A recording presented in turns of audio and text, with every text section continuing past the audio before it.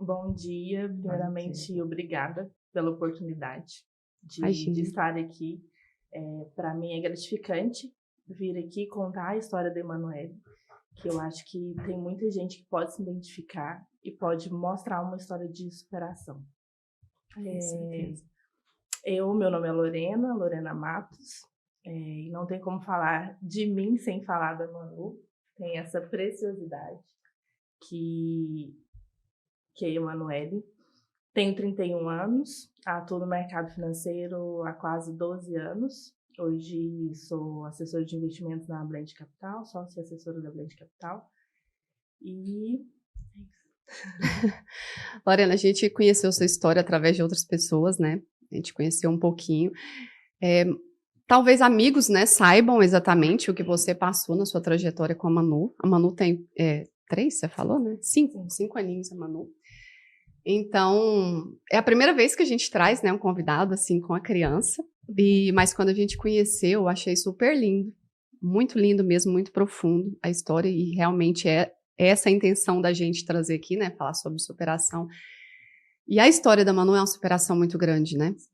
Então, se você puder contar pra gente, iniciar contando como que foi tudo isso, o que que aconteceu com essa princesa?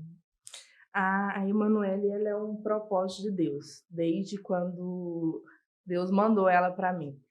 Eu tomava medicação, então, assim, impossível ter ela vir, né? Tanto é que eu descobri ela já tinha 3 meses, já estava com 3 meses de gestante.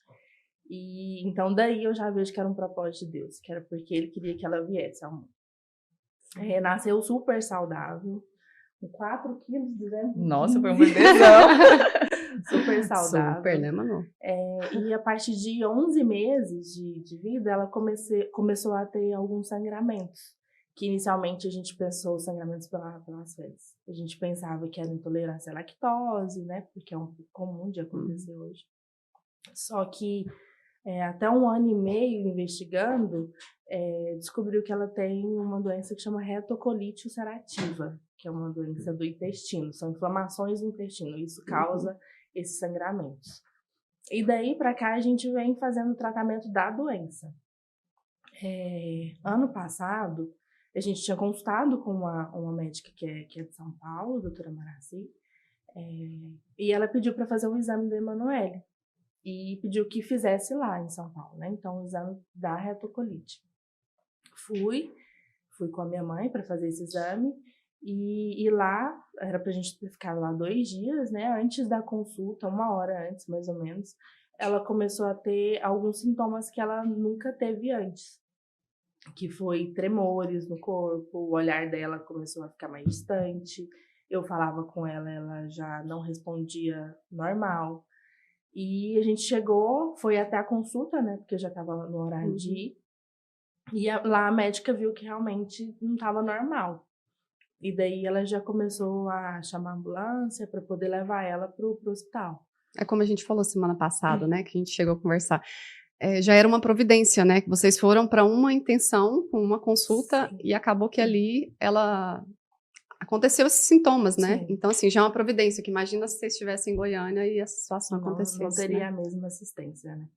E lá a médica, eu recordo que nem estava encontrando. E São Paulo, vocês sabem que ela é super grande, Uhum. então não encontrava ambulância nem pelo plano dela, nem particular. E daí a médica colocou ela dentro do carro dela, né? Nós e ela dentro do carro e levou até o hospital. E um hospital que eu, de verdade, nunca imaginei que entraria, que é um hospital que é referência, né? Que é o Albert Einstein de São Paulo. E como você falou, é providência de Deus. Sim. E lá, no mesmo dia, já fizeram vários exames e viu que ela tinha sofrido uma AVC, trombose na cabeça, né? E daí a gente ficou no Albert 4 dias. No mesmo dia, ela teve que ser entubada. Ficou 17 dias na intubação. E o restante, que foram 56 dias. Ela ficou em UTI. Aí já foi para um outro hospital, 4 dias ela ficou no ICE, depois a gente conseguiu uma transferência e foi para o Beneficência Portuguesa, que é muito bom também. Lorene, como foi para você chegar lá com uma a intenção de fazer apenas uma consulta e, de repente, sua filha está parada, entubada, na UTI. Como que foi sua reação? Eu confesso que eu não esperava nunca passar por isso. Até porque, mesmo sabendo da doença, eu não tinha dimensão, né? A que proporção pudesse acontecer isso. A doença já é algo bem raro por ser na idade dela. Geralmente é da adolescência para frente. Eu conheço pessoas que têm, mas são adultos ou de adolescente para frente. Então já é uma doença bem rara e crítica para ela, né? Mas eu não esperava que pudesse chegar a esse ponto. Então, assim, eu falo que eu fui preparada, que Deus me preparou para tudo que eu ia viver. E quando eu falo isso, eu falo de tudo, porque assim, eu trabalhava no Banco Itaú, trabalhei 10 anos no Itaú, e do Itaú eu recebi uma proposta para ir para a MetLife. Então foi assim, diferença. Eu saí do Itaú e com um mês que eu estava na MetLife, aconteceu tudo isso. Que eu saí em abril e em maio, foi maio do ano passado, foi que Emanuel teve AVC. Então, assim, em tudo Deus cuidou. Financeiramente falando, porque eu saí fazendo essa migração. E você tinha flexibilidade nessa outra agora, né? Tinha essa liberdade de estar em outro lugar que no banco eu não teria. Financeiramente eu estava ganhando mais. E acaba que o custo depois disso triplicou. Então, assim, eu vi um cuidado de Deus nos detalhes.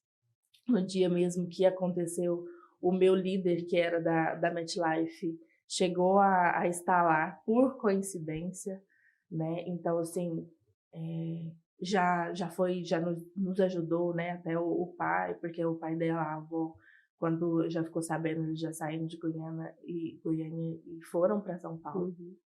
Mas, assim, eu vi e vejo o cuidado de Deus com a vida da Emanuele, com a minha vida, assim, nos detalhes. Você chegou a algum momento a falar assim, gente, estremeceu a sua fé? Ou falar assim, por quê?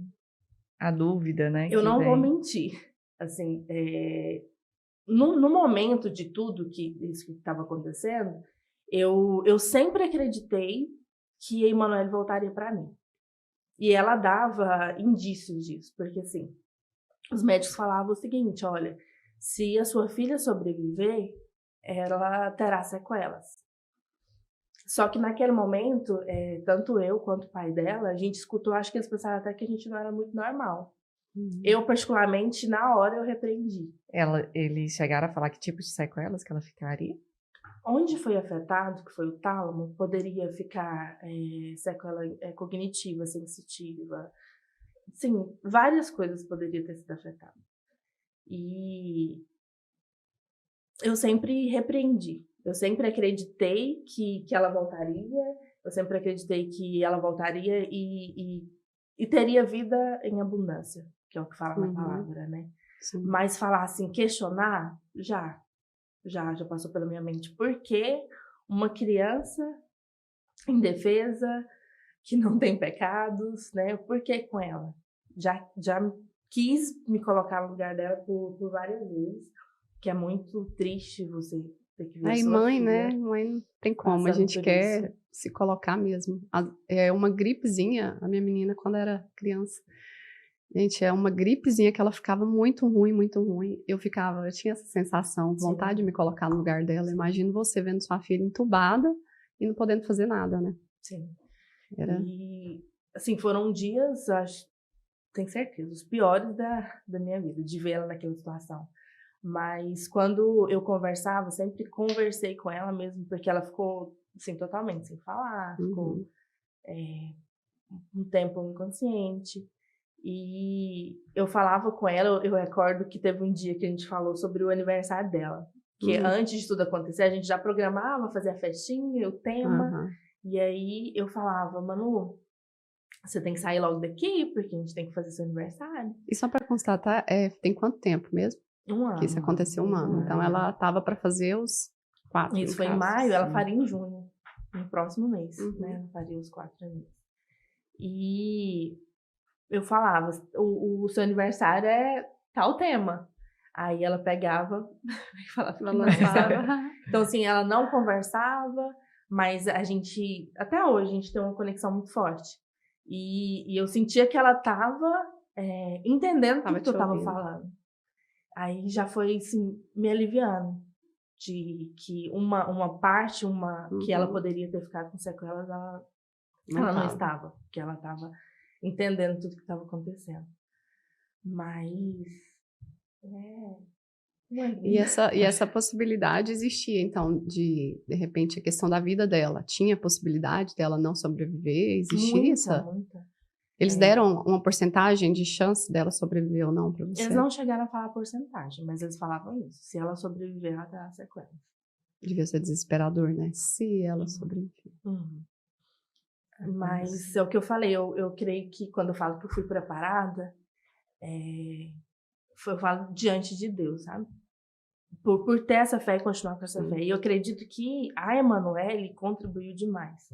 Porque não é porque é minha filha, mas ela é uma criança que ela tem uma resiliência, assim, fora do normal.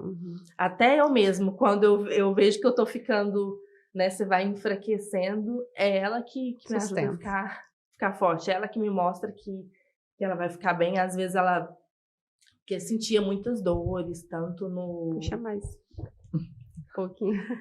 Ela sentia muitas dores, tanto por conta da doença, né, que são cólicas, que dá muito forte. E depois do AVC, começou a sentir dor em articulações e tudo. E às vezes eu falava, Emanuele, você tá bem? Ela, não, mamãe, tudo bem. Mas ela tava sentindo dor. Então, assim... né?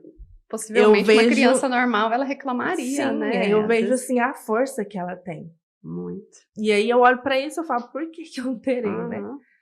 Então, é o contrário, né? Ao invés de você estar dando força pra ela, ela tava te dando força, né? Esse que é um anjinho mesmo.